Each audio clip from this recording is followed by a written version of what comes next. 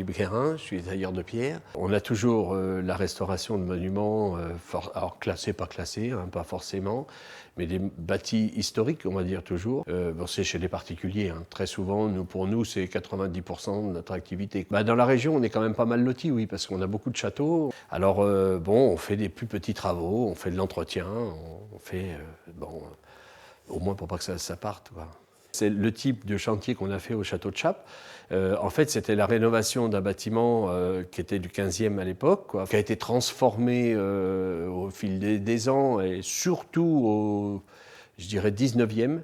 Et puis, bon, en fait, le client, il a dans la démarche de pouvoir céder à ses enfants, quoi, un patrimoine en bon état. Voilà.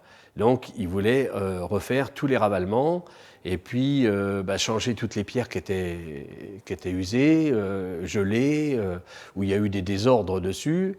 Et puis, surtout, en même temps, si vous voulez, revoir un petit peu la restauration qui avait été faite dans les années 50, 60 et qui n'a pas forcément été faite de bonne manière parce que bon, c'était l'époque où on commençait, le ciment c'était un petit peu la révolution, c'était super, c'était bien, c'était le remède à tous les maux. Et puis en fait ça a été le problème des maux qu'on a retrouvés aujourd'hui parce que ça faisait pourrir les murs et puis en fait ça les dégradait, ça gardait l'humidité dedans, enfin c'était une catastrophe quoi. Donc là si vous voulez ce qu'on a fait c'est que on a fait tous les ravalements extérieurs, c'est-à-dire on a enlevé tous les anciens enduits et les parties enduits de ciment qui avaient été faites pour aérer les murs justement, parce que nous on travaille qu'avec des chaux aériennes quoi, pour bien laisser perspirer les murs, de façon à ce que si vous voulez l'eau puisse éventuellement rentrer quand il pleut, mais elle puisse ressortir aussi quoi.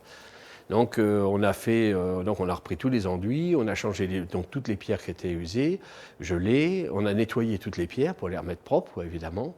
C'est-à-dire on a enlevé la poussière et puis le gras, enfin le noir, le vieilli quoi, de façon à ce que ça remette un petit peu tout ça de belles factures quoi, puis que la pierre puisse repartir pour ça soit parti pour 150 ans quoi. Voilà.